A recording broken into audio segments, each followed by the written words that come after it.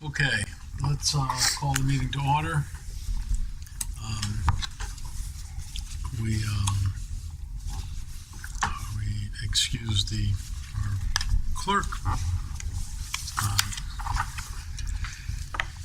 and I think that Nate has volunteered to take the minutes. All right, Nate. Right. Use the term volunteer advisedly.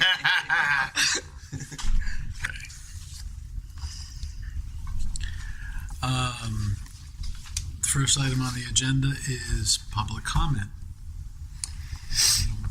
See any members of the public? So then we will proceed to liaison comments. We know that Beth Heller, our first selectman and our Board of Selectmen liaison, extends her regrets. She is at an Amity Board of Education Finance Committee and board meeting this evening. She may try and get here, although that meeting is expected to go long. So, concerning, well, there's enough said that she, somewhat an irreconcilable conflict, so she sends her regrets. I have not heard from Susan, so, although did Susan resign from the Board of Finance? She did the other night. So we're, I presume, without a Board of Finance liaison at the moment. Next item is the review of financial statements. Okay. Chief, can you take us through that? Anything we should? Sure. The only one we're gonna keep looking at, like we do all the time at this point, is gonna be repair and maintenance machine. That is 53510.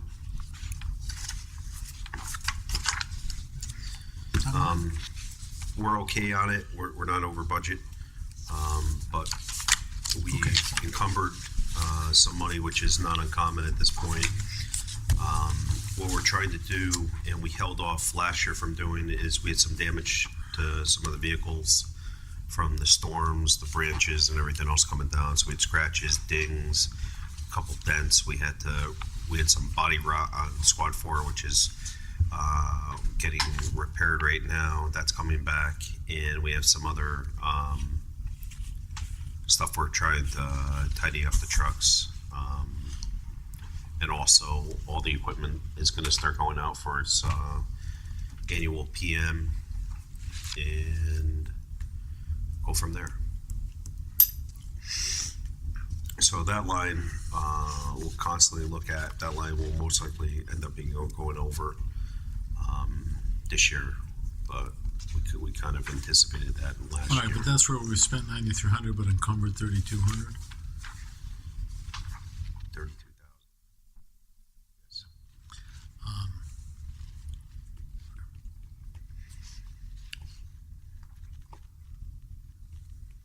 Everything else we're okay right now.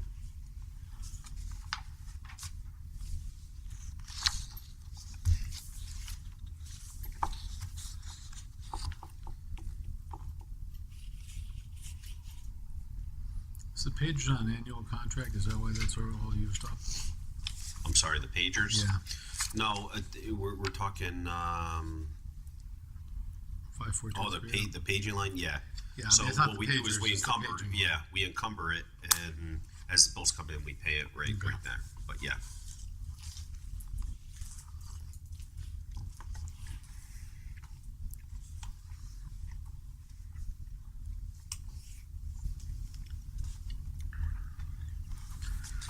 Okay. Anybody have any questions on the year-to-date financials? Hearing none, we'll move on to the chief's report.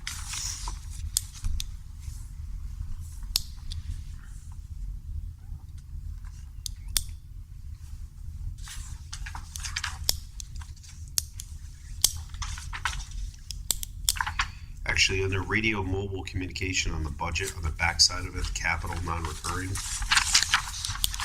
we've actually been spending some of that money. We had a couple issues with some radios we had to replace, plus Bethany Fire Department, who is one of our big mutual aid partners with, recently converted over to a VHF radio system as part of their upgrade. They couldn't get a UHF frequency like we have and Orange has, so they ended up going to VHF. But with VHF, our UHF radios cannot, if you have a UHF radio, it does not talk on VHF. So we needed to replace 2 radios in both tankers. They're actually on order. I don't want to say the bill is around $5,000 or $6,000 to do that. And that's so they can communicate on both? Especially, yeah, so that we can communicate to them and they can communicate to us when there's a fire, especially with the tankers. What about the other apparatus? They have the dual bands? They don't have dual band, so we're looking to put it into one of the other engines, and we are looking, when we purchase our new next engine coming in, it will be VHF capable.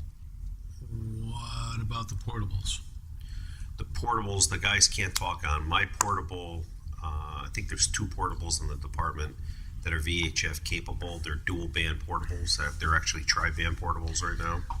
So you can communicate. So as we buy new radios and stuff like that, we'll be buying between dual band and tri-band radios, so you can communicate on multiple frequencies. So why is Bethany on VHF when everyone else is going? Because what happens VHF? is Bethany is late to the game, and when they went to get their UHF frequency, UHF was all everybody already grabbed their UHF frequencies years ago.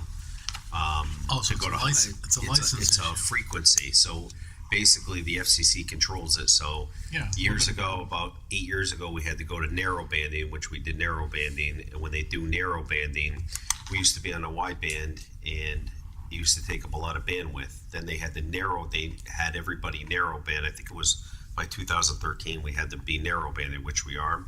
So it allowed more people on the frequency, and now all those frequencies are taken. So the next set of frequencies would be VHF.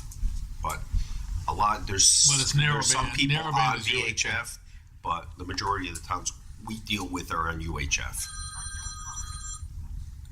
And so if you're on a mutual aid call in Bethany, the only way to communicate is if you're on VHF. Right? Or they're on UHF. But they're not.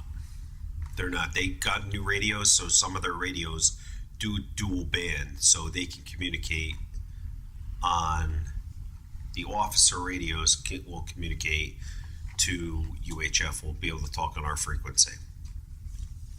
Oh, okay. So, but the truck radios, if the tankers go out of town, they need to be VHF radios also, and they also need to have UHF radios in their tankers to talk to us. Because an officer usually doesn't get into the tanker, and if they do, they would have. That's the primary item. That's the first thing that goes on mutual aid. Correct. Right? So I just The want to most let you know common thing. we've been using some of that money for different things like that. Okay. Okay. And as we buy radios, important. for the trucks, we'll be buying dual band or tri-band radios. So we have that capability. Can you get me one of those pens? Thanks. Okay. Okay. Thank you. Sure. Apparatus report, like I stated, we're getting some of the work done on some of the trucks that needed some body work, paint, stuff like that to fix the truck from the previous storms. The radio system upgrade is moving forward. Northeastern Norcom has the consoles basically almost set, and they're going to start the scheduled training up there to how to use the console. So we are moving forward with that.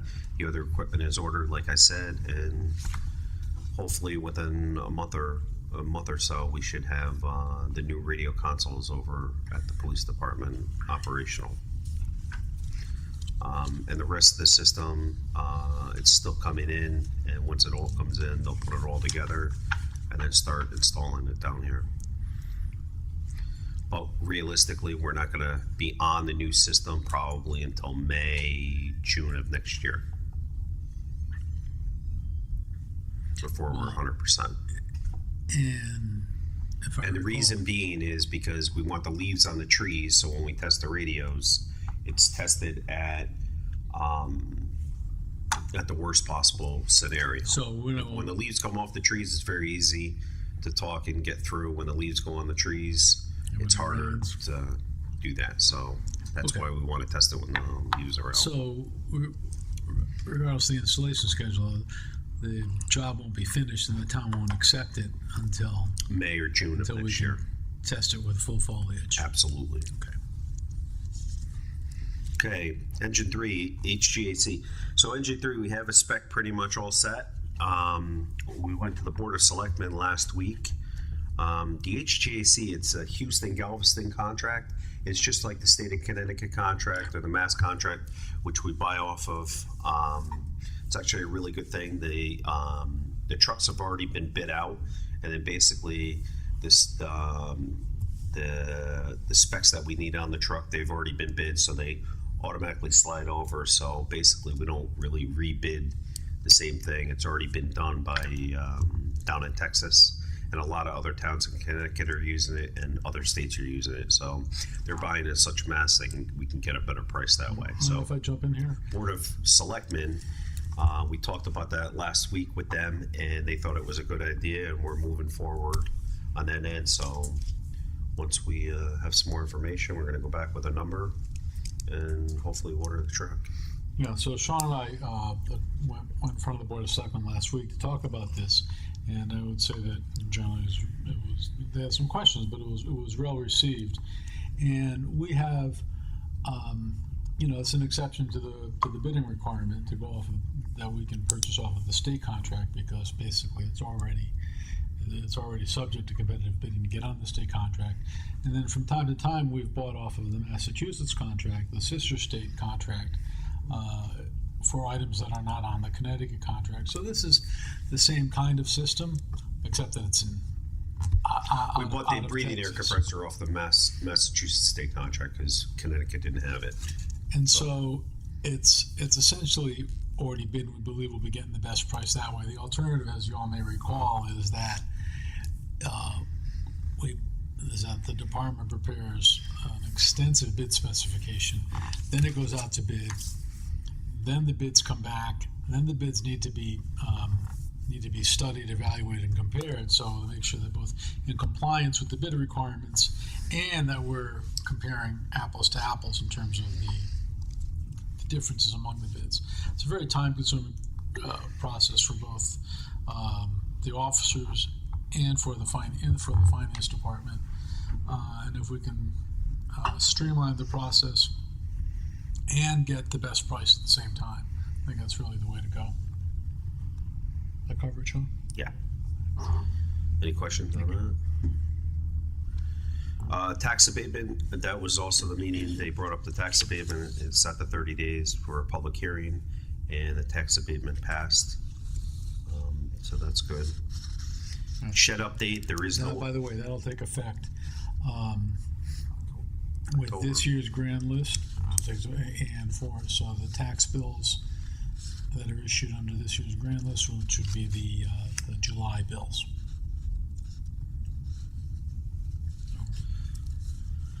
The shed update, I don't have an update on the shed.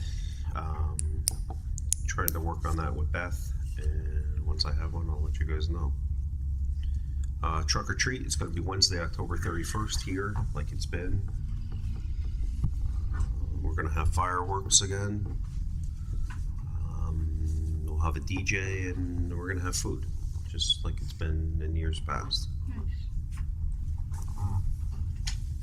Hope for good weather.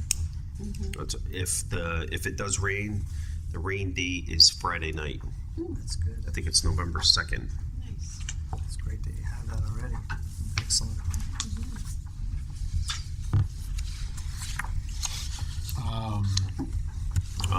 Anything else to talk about with that? I don't really have much more to say other than what we talked about.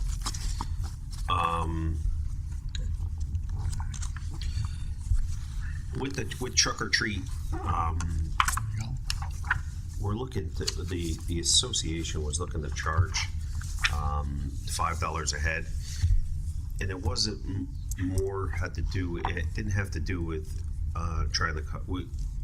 We break even, or we end up having to pay a little bit, but we're not looking to make money on it. With the $5, what it was more meant for was the place was left a mess last year. We had garbage thrown on the back of the wall, and we had the guys here for probably a good solid 2 hours cleaning up trash, picking it out of the woods, picking it up off the ground. So we were going to charge to maybe limit the number of people and to try to offset some expenses. We can have some help cleaning up at the end. So that's basically why we did that. It had nothing to do about making money or anything else. So last thing I have is going on talking about engine 3, and we're actually looking even ahead for engine 9 probably in the spring. Is I talked to Ely about this. I'd like to go down in October with one other individual to Fire Expo in Tennessee to look at the new equipment, look at the trucks and options, and talk to the manufacturers down there. The date is October.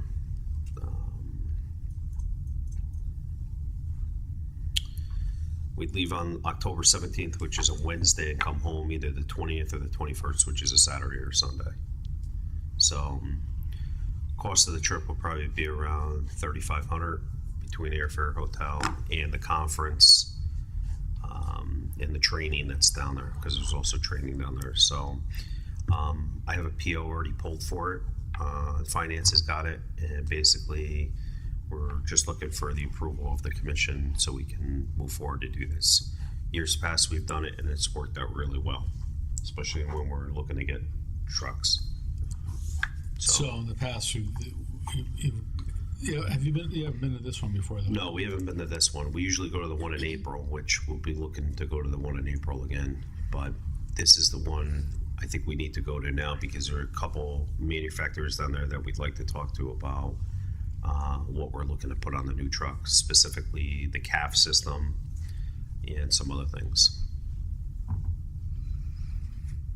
And we can actually see it down there rather than just talk about it. So there is an added advantage of going down there. Just to talk about the CAF system a little bit, it's compressed air foam.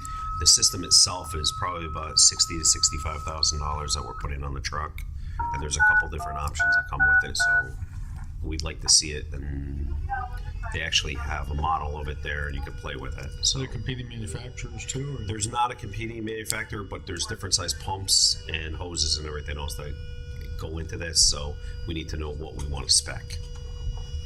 So I support the going to this expo. I think it's particularly important when we're speccing out a new truck to be able to go and look at and get hands-on the equipment that's going to go onto the apparatus. It's a little different than trying to buy it out of a catalog or talking to the reps. I think it's much more efficient, both efficient and effective to actually go there and do it. So I think it's a good idea. So I don't know if anybody has any questions about it. They can have that stuff out in Indianapolis. They are going to have the stuff out in Indy. Indy is the really big show. That's where there's like 1,100 vendors at that show. This show probably has about 400, but we're going down there with specific things to look at, especially for this truck. And when we go out, when we're going to go out to Indy, we'd like to go back out to Indy, at least 2 people in April, to look at the rest of the equipment out there. So other years we've sent, as many as 5 firefighters to Indianapolis, and so that adds up. So this is 2 to Nashville. What we get out of it though is tenfold. Well, I that's mean, true, because you're between we the, then a lot of money. yeah, we save a lot. It costs us some money to go down there to these shows, but we actually end up getting some really good things, and there's some deals out at the shows that we can save on well, it's, equipment wise or whatever, because they you get show classes, you got deals and stuff training, like it's that. a learning experience, and the demonstrations. I mean, I think they're. If it was cheap enough, it was close enough, I'd tell you all to go, because it's just something to see. I mean, even if you're not into the fire service and you go out there and you can actually see everything that's out there, it's like, wow.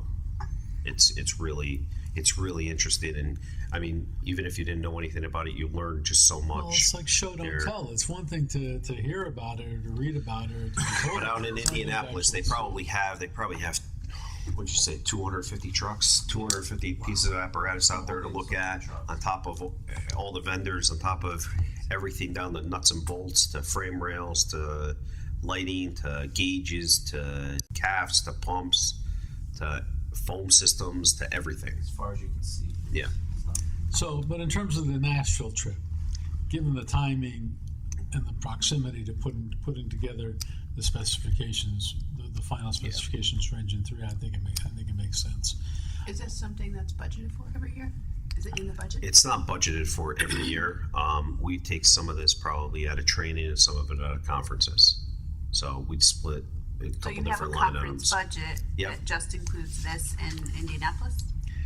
Or Well, that includes any conferences we go to or anything else. So Yeah. yeah. So there's training at these shows. So some of it's training, some of it's conferences, some of it is depends on what we do there. So it comes out of multiple line items. I mean, so we it's have one line item, items. one item. We have line for each items day. for training and line items for conferences. That this is, so we do have money budgeted generally for these things. You're not But gonna right have a now, I line think item this for is line items. I think this is extremely important since we're speccing out a new piece of apparatus. I think it's in our best interest and the town's best interest to do this. So Okay, so we need a motion to approve the travel and the expense. So, Is there a second? Okay. second. Go ahead. You got those, Nate? Okay. Okay, is there any further discussion on it? All in favor? Aye. Aye. Opposed? That's unanimous. Thank you. Thanks, Chief.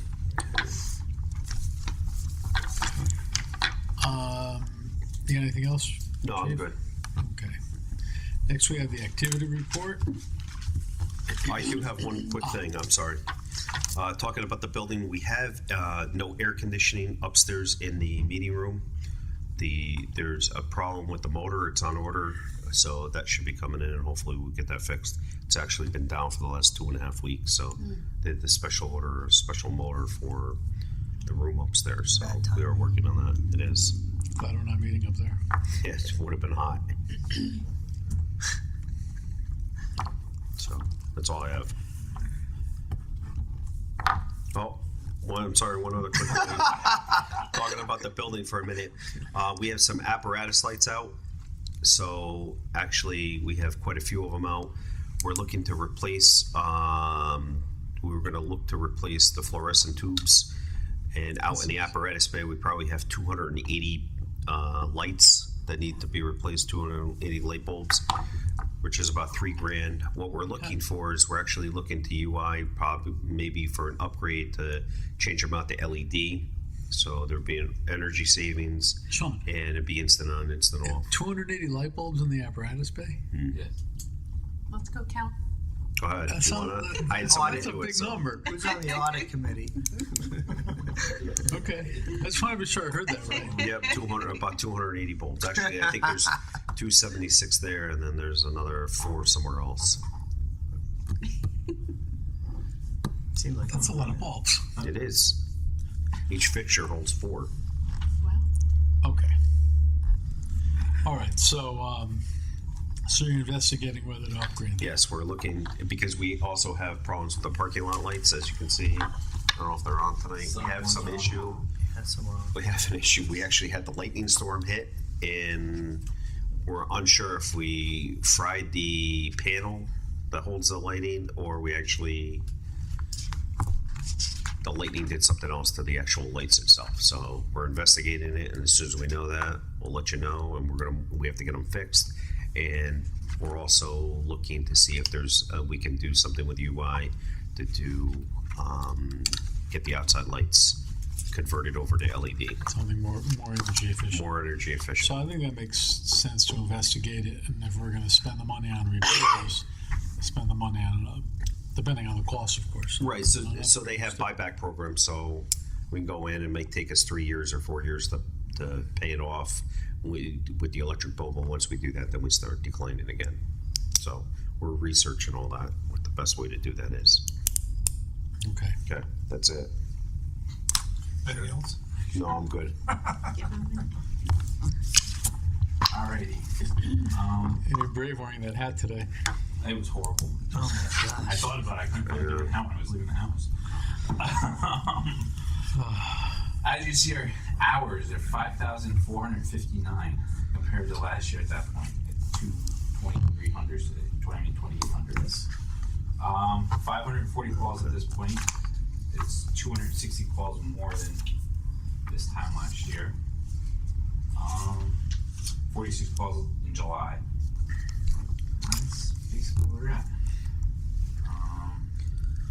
Quite a few motor vehicle accidents.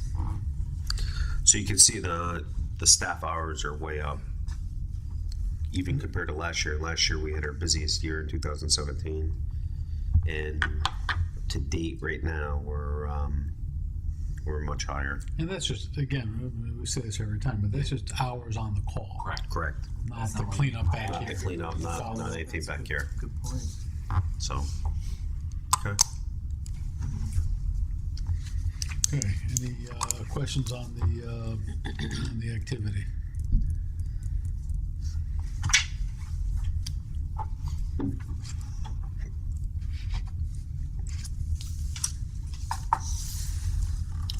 For Marshall. No, I'm looking, where is the, what's the motor vehicles, that rescue and EMS incidents? It would also be hazard. For speed Yeah, it area. depends on what we got called for. Okay. All right. Okay, next is the fire marshal's report. Okay, for the last 2 months, I was out 133 times. We had 2 fires, stolen auto on the Litchfield Turnpike and somebody else repeatedly burning brush. 110 inspections, 2 plan reviews, 3 public education stops, and I consulted on 16 separate occasions with various people or businesses throughout the town. And then Thursday, we took part in Operation Save a Life. We got 60 smoke detectors and 9 CO detectors through the Kitty Corp and Home Depot.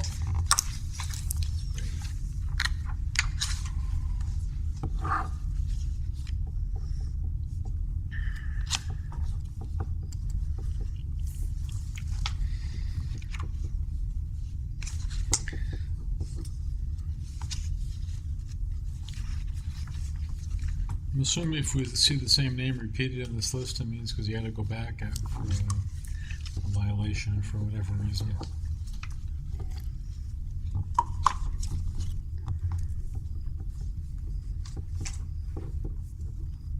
Okay, anything else in there you think we need to know about?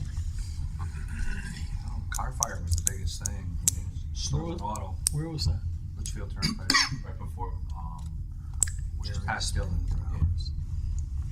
We can break that down. Stolen out of New Kind England of earlier that gives evening. people a Parked here. sense. It's like, yeah, it was 14, but those might be. And, very low, but So once you determine that, wait, let's take that back. So was that determined to be an arson fire? Or? Yes. And once you make that determination, is there anything else? I mean, is that the end of the discussion? No, we took it, I had the dog out there, the dog hit in several spots in the car, we took samples, we had the police department bring them up to Henry Lee's lab, the car was impounded, it's in the lot over at Public Works till we see what's happening. Okay. All right, thanks. Any other questions for the fire marshal?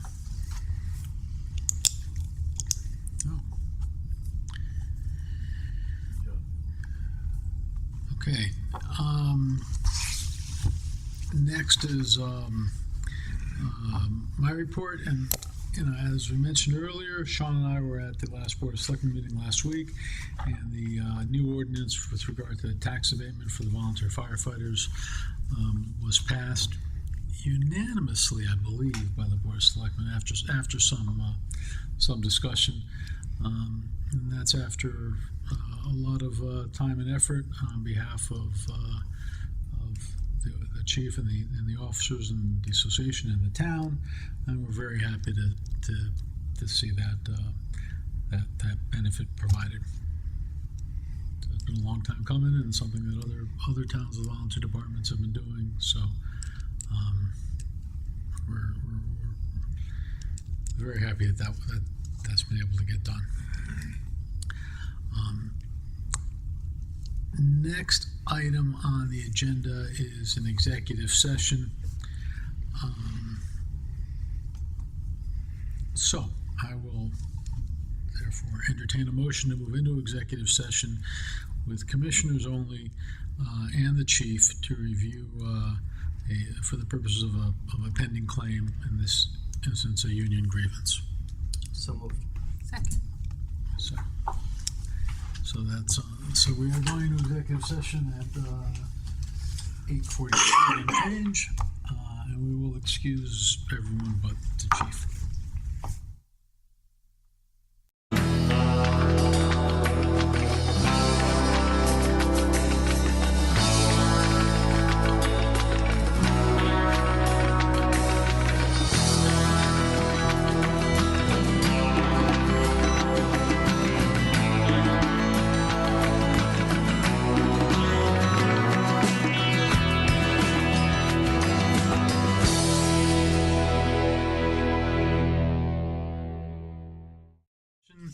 We took no action, no motions, no decisions during executive session. We are back on the record, and there is no action to be taken on any matters heard in executive session. Correspondence, not aware of any. Next item on the agenda is approval of the minutes from the July 30th meeting. Given the lateness of the hour, let us defer that to the next meeting. Our next meeting is scheduled for October 22nd. Is that That's great. is that a good date for those of us present? No, let's go away. Maybe not go away. Something. Texas. Okay. You here? I have to check. I'm supposed to be in Virginia, but I don't know. I may not go. Okay. It's not worth changing right now. Okay. So we will plan on the 22nd as scheduled, and I will entertain a motion to adjourn. I'm So sorry. moved. Oh, go ahead. Nope. When are you away? Yeah, but I don't leave until later, but I was just wondering if the 15th would be better for me. I just don't know if there's a holiday. Holiday. It would have to be a special meeting Oh, it would be? because it's less than 30 days out. Oh, all right. Then, no, keep the 22nd. We'll If keep we have the to change it, we'll change it. Yeah. Okay. Okay. All right, there's a motion to adjourn and a second. Yep. Who had the second? Okay. All in favor? Aye. Opposed? None. Thank you. Thanks for waiting.